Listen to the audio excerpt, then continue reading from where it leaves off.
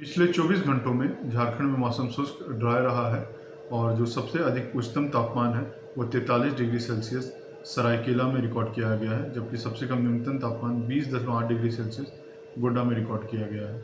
अभी झारखंड में शुष्क और ड्राई विंड्स चल रहे हैं। मेनली वो नॉर्थ वेस्टर्ली उत्तर पश्चिमी शुष्क हवाओं का असर झारखंड में देखने को मिल रहा है। अब मुख्य शहरों के उच्चतम तापमान की बात करें पिछले 24 घंटों में, तो रांची में 36.8 डिग्री सेल्सियस, जमशेदपुर में 41.5 डिग्री सेल्सियस, डाल्टनगंज में 40.6 डिग्री सेल्सियस, बोकारो में 40.5 डिग्री सेल्सियस, चाईबासा में 41.4 डिग्री सेल्सियस, देवघर में 40.4 डिग्री सेल्सियस, गिरिडीह में 38.6 डिग्री सेल्सियस, गढ़वा में 39.7 डिग्री सेल्सियस, गोड्डा में 42.5 डिग्री सेल्सियस मुख्यतः रिकॉर्ड किया गया है। अब बात करते हैं कि आने वाले दिनों में झारखंड में कैसा मौसम रहेगा।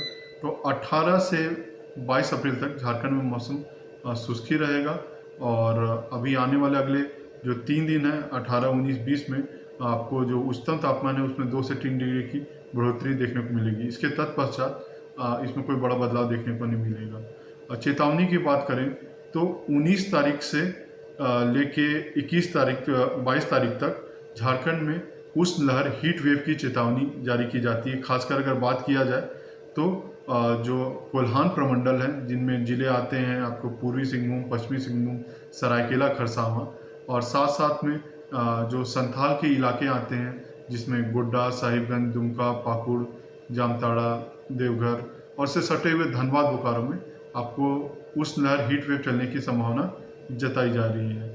शेष शहरों में भी तापमान थोड़ा बढ़ा ही रहेगा और 40 के आसपास में रहेगा, बट अभी तत्काल में उसमें हीट वेव की स्थिति बनती हुई नहीं दिखेगी।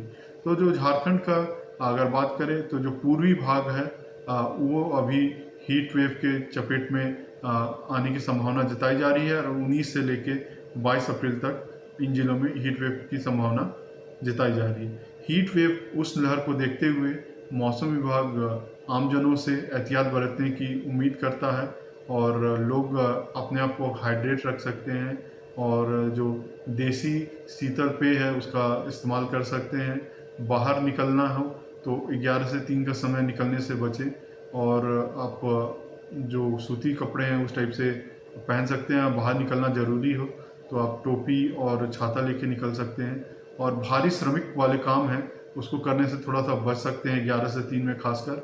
और अपने आप को सबसे इम्पॉर्टेंट है कि हाइड्रेट रखें और जो घर के बच्चे हैं, बुजुर्ग हैं, उनका खास ख्याल इस दौरान रखना चाहिए और इन चेतावनियों को, इन एहतियातों को फॉलो करने से आप थोड़ा कोप अप कर पाइएगा उस हीट वेव की स्थिति को।